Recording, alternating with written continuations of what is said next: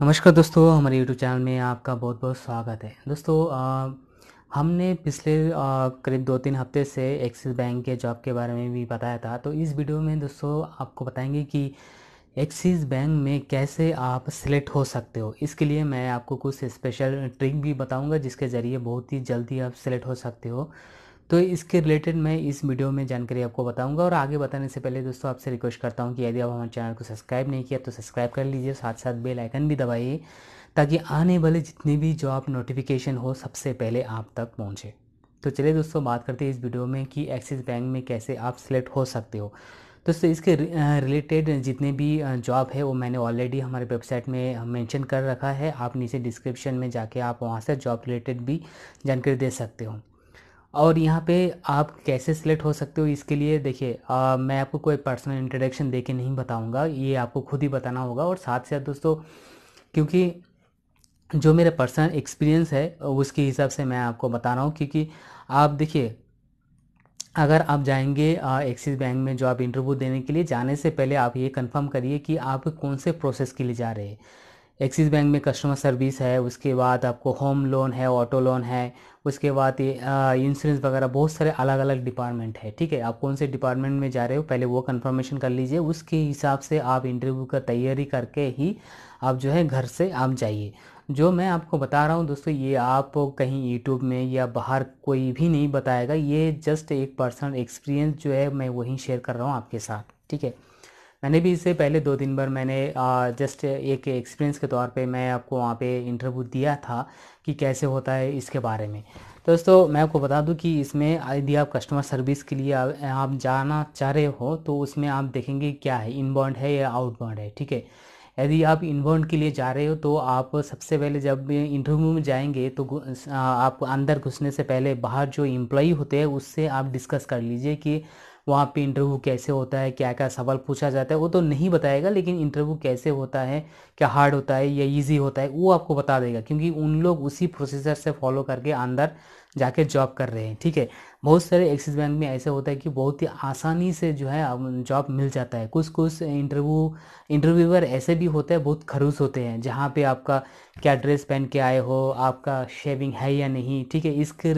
जो भी देखते हैं, देखने के बाद उसके बाद आपको रिजेक्ट भी कर देते हैं। जैसे मेरे पास, मैं शेविंग करके नहीं हूँ। ठीक है, एक बार आप ज्वाइन हो जाते हो बैंक में तो आपको 1 महीने 2 महीने के बाद अगर थोड़ा बहुत दाढ़ी भी है तो कोई फ़र्क नहीं पड़ेगा। लेकिन इंटरव्यू के दौरान आपको क्लीन शेव आपको होना बहुत ही ज़रूरी है। जैसे मैंने शर्ट पहन के रखा है, ये अलाउड नहीं है इंटरव्यू में। इंटरव्यू में आपको बैंक की तरह ही प्रोफेशनल आपको फॉर्मल ड्रेस पहन के ही जाना पड़ेगा। यदि आप 1-2 महीने काम करते हो उसके बाद इस तरह का ड्रेस पहन के भी जाओगे तो कोई प्रॉब्लम नहीं होगा। ठीक है, तो इंटरव्यू के दौरान आपको पूरा फॉर्मेलिटीज़ जो है ये आपको पूरा करके जाना होगा। बात रही इंटरव्यू में क्या क्या क्वेश्चन आपको पूछा जाएगा, तो अलग अलग स्टेट में उसका अलग अलग डिफ्रेंसिएशन हो सकता है। मैं एग्जैक्ट नहीं कह सकता हूँ क्या सवाल आपको पूछा जाएगा, लेकिन आपको जो भी आप क्वेश्चन आंसर करोगे वो सिर्फ एक 10% है। बाकी का जो 90% है वो आपका बिहेवियर रहेगा, वे ऑफ टॉकिंग रहेगा। ठीक है, इसके आधार पर ही आपको सिलेक्ट किया जाता है। वहाँ पे दोस्तों आपको एकदम हल्लू से बात नहीं करना, मीन्स एकदम स्लोली बात भी नहीं करना और एकदम लाउडली बात भी नहीं करना, एक मीडियम रेंज में बात करना। जैसे इंटरव्यूअर बात कर रहे हैं आपके साथ, उससे थोड़े हल्के आप जोर आवाज़ में बात कर सकते हो। इतना जोर भी नहीं कि आपका जो आवाज़ है बाकी का केबिन में जो है आपको सुनाई दे, इतना जोर भी नहीं करना। आपके वॉइस में वो जो है क्वालिटी होना चाहिए। ठीक है, आप चाहे इंटरव्यू कितने भी खराब दो, लेकिन आप एक स्ट्रांग नॉलेज के तौर पे आपको देना चाहिए। उसके बाद आता है दोस्तों, कस्टमर सर्विस में आपको जनरल क्वारी आपको पूछा जाएगा। यहाँ पे 90% सेलेक्ट ही हो जाता है एक्सिस बैंक में, चाहे कोई भी प्रोसेस के लिए आप जा रहे हो एक्स कस्टमर सर्विस के अंदर। एक होता है दोस्तों डाटा एंट्री में। यदि आप डाटा एंट्री में जाना चाहते हो एक्सिस में, तो यहाँ पे आपको वहाँ पे आपको एक ऑप्शन रहेगा। ऑप्शन मीन्स क्या है दोस्तों, यहाँ पे आपका आधार कार्ड पैन कार्ड के बारे में आपको जानकारी होना जरूरी है, क्योंकि यही सपोज डॉक्यूमेंट वेरिफिकेशन का काम वहाँ पे होता है। साथ साथ आपका टाइपिंग भी देखा जाएगा। एटलीस्ट 25 वर्ड पर मिनट आपको टाइपिंग स्पीड होना चाहिए। आप बात कैसे कर रहे हो इससे कोई फ़ायदा वहाँ पे नहीं होगा, क्योंकि आप डाटा एंट्री के लिए जा रहे हो तो ऑब्वियसली वहाँ पे आपका जो है कंप्यूटर नॉलेज आपको होना चाहिए। MS Excel, MS Word, PowerPoint, ये सब की जानकारी आपको होना चाहिए। ईमेल कैसे चेक करते हैं, कैसे ईमेल सेंड करते हैं, इसके भी जानकारी आपको होना चाहिए। दोस्तों, बात करते हैं नेक्स्ट, ये है लोन। जैसे कि 2 व्हीलर 4 व्हीलर लोन है। ठीक है, उसके बारे में तो यहाँ पे दोस्तों आपको लोन के बारे में भी समझना जरूरी है। नेक्स्ट है दोस्तों होम लोन के बारे में। यदि आप होम लोन में यदि आप इंटरव्यू के लिए जा रहे हो तो वहाँ पे होम लोन के बारे में भी आपको पता होना चाहिए। चाहे आप फ्रेशर हो या एक्सपीरियंस हो, आपको जितने भी क्वेश्चन आंसर करे उसका सही सटीक आप जवाब नहीं दे पा रहे हो, यदि आप होम लोन में जा रहे हो तो होम लोन के बारे में आपको जानकारी होना चाहिए। यदि आप बाइक लोन के अंदर जा रहे हो तो उसके बारे में आपको जानकारी होना चाहिए। यही मेन इंपॉर्टेंट क्वेश्चन होते हैं जहाँ पे आपको जो है सिलेक्ट भी कर सकते हैं, नहीं भी आपको वहाँ पे कर सकते हैं। दोस्तों जो मैं आपको एक बताया था इम्पोर्टेंट टॉपिक के बारे में कि आप कैसे सिलेक्ट हो सकते हो एक्सिस बैंक पे, तो देखिए एक होता है दोस्तों आप किसी भी थर्ड पार्टी के द्वारा आप बैंक में इंटरव्यू के लिए जा रहे हो, और एक होता है दोस्तों आप कोई भी वेबसाइट में आप डेली न्यूज़पेपर में भी आप जॉब देख के भी जा रहे हो इंटरव्यू देने के लिए, जहाँ पे वॉक इन इंटरव्यू लिखा हुआ रहता है। मान लीजिए कि walk in interview axis bank में नहीं है, ठीक है। ये जो टिप्स है दोस्तों, ये टिप्स आपको किसी भी बैंक में अप्लाई होता है।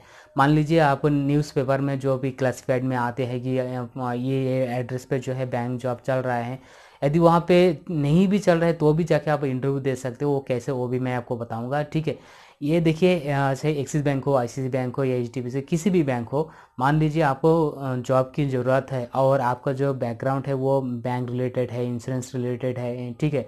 तो आपको करना क्या होगा, फॉर एग्जांपल यदि आपको इंश्योरेंस रिलेटेड है आपका बैकग्राउंड एग्जांपल के तौर पे, तो आपको जस्ट गूगल में सर्च करना है कि एक्सिस बैंक का walk in interview near by, ऐसे भी मार सकते हैं, नहीं तो एक्सिस बैंक इंश्योरेंस जॉब, ऐसे भी आप इंटरव्यू सर्च कर सकते हो, ठीक है। और साथ साथ ये भी सर्च कीजिए नियर बाई ऑफिस लोकेशन कहाँ पे है, ये भी सर्च कर लीजिए। मान लीजिए एक्सिस बैंक का जो वॉक इन इंटरव्यू का लोकेशन है यहाँ से 5-10 किलोमीटर के है, आपके एरिया के अंदर है, ठीक है। आपको नहीं पता कि वहाँ पे इंटरव्यू चल रहा है या नहीं चल रहा है, तो डायरेक्टली वहाँ पे चले जाना है। उसी जहाँ पे बैंक है उसके सामने जाइए। बैंक मीन्स ये नहीं कि जहाँ पे जो कस्टमर लोग पैसा विड्रॉ करने जाता है, डिपॉजिट करने के लिए जाता है, वहाँ पे आपको नहीं जाना है। इसका रिक्वायरमेंट सेंटर अलग होता है, ठीक है। यदि आपको वहाँ पे भी जाना चाहते हो तो मान लीजिए आपको जहाँ पे वॉक इन इंटरव्यू नहीं चल रहा है तो आपको करना क्या हो, सीधा बैंक में चले जाइए, ठीक है। गवर्नमेंट बैंक में नहीं चाहिए, गवर्नमेंट बैंक आपको कोई वैल्यू नहीं देगा। आप सीधा प्राइवेट बैंक में चले जाइए, कौन सा भी बैंक हो जो आपके शहर में है, ठीक है। आप आराम से जाइए, प्रोफेशनल आपका ड्रेस सेंस आपको होना चाहिए, हाथ में रेज्यूमे होना चाहिए। अंदर जाके किसी भी एक काउंटर पे, जो हेल्थ सेंटर आपको काउंटर में ऊपर जो लिखा हुआ होता है मे आई हेल्प यू करके लिखा हुआ होता है, उसके नीचे जब उनके पास कोई भी कस्टमर नहीं रहेगा उस बैंकर के पास जाइए और उसको पोलाइटली इंग्लिश में या हिंदी में आप उनको बताइए कि मैं जो है इंटरव्यू देना चाहता हूँ, आप मुझे ये बताइए कि कहाँ पे इसका इंटरव्यू चलता है, ठीक है। आप उसको फोर्स मत करिए कि मुझे ले लो, ऐसा फोर्स मत करिए। जस्ट एक इन्फॉर्मेशन पूछिए उनसे कि कहाँ पे इंटरव्यू चल रहा है, मुझे ऑफिस का एड्रेस दे दीजिए, मैं इस शहर में नहीं हूँ। तो वो बंदा देखिए, चाहे वो कोई बंदी हो या बंदा हो, वो आपको ऑफिस का एड्रेस बिल्कुल दे देगा, क्योंकि उसको सब कुछ पता है उस एरिया के अंदर, ठीक है। कहाँ पे बैंक का इंटरव्यू चल रहा है, उसका एचआर मैनेजर कौन है, सब कुछ पता होता है। उनसे पोलाइटली जाके पूछे कि मैं इसे जॉब सर्च कर रहा हूँ, मुझे लोकेशन पता नहीं है, मुझे किसी इसका ऑफिस का एड्रेस बताइए जहाँ पे इसका वॉक इन इंटरव्यू चल रहा है। तो वो देखिए 101% आपको हेल्प जरूर करेगा, क्योंकि उसको पता है कि ये बंदा जेन्युइन है, मेरे पास आया है जॉब के लिए। फिलहाल उनके पास तो कोई भी जॉब नहीं रहेगा क्योंकि वो बैंक का एम्प्लॉई है और उसका जॉब रिलेटेड कोई संबंध नहीं है, लेकिन उनको एचआर वगैरह सभी का कहाँ पे इंटरव्यू चल रहा है पता होगा। आपको क्या क्या करेगा कि वहाँ पे आपका ऑफिस का एड्रेस वो बिल्कुल दे देगा। अगर वो बंदा सही है तो बिल्कुल आपको ऑफिस का एड्रेस दे देगा।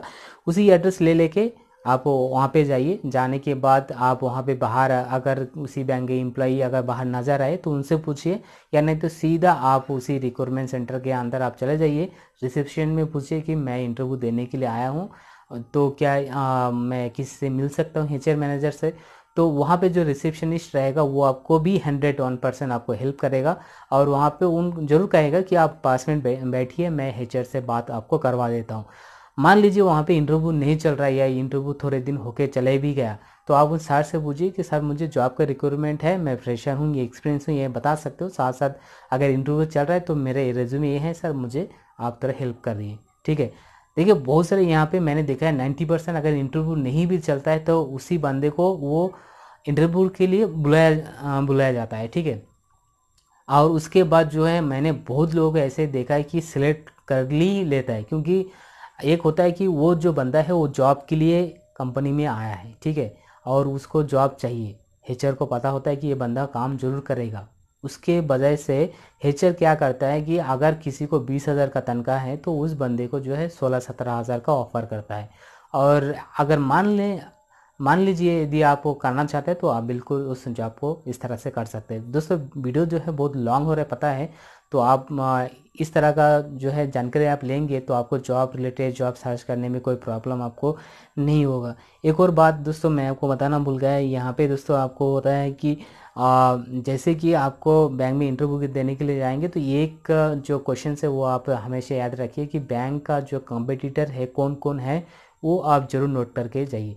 इसी वीडियो में मैंने इंटरव्यू के दौरान आपको कैसे क्विकली सिलेक्ट हो सकते हैं इसके बारे में मैंने आपको जानकारी बताया है। यदि आपको वीडियो पसंद है तो लाइक शेयर और सब्सक्राइब कीजिए। इसके रिलेटेड यदि आपको और भी जानकारी चाहिए तो नीचे कमेंट के जरिए आपको ज़रूर बता देना। करीब करीब दोस्तों ये 11 मिनट से ज़्यादा हो गए ये मैं बताते बताते, मैं इसके बारे में अगर बता दूँ कम से कम 10-12 घंटा भी बता सकता हूँ, लेकिन फ़िलहाल दोस्तों इस वीडियो में यहाँ पे क्लोज़ करते हैं। यदि वो पसंद है तो लाइक शेयर और सब्सक्राइब कीजिए।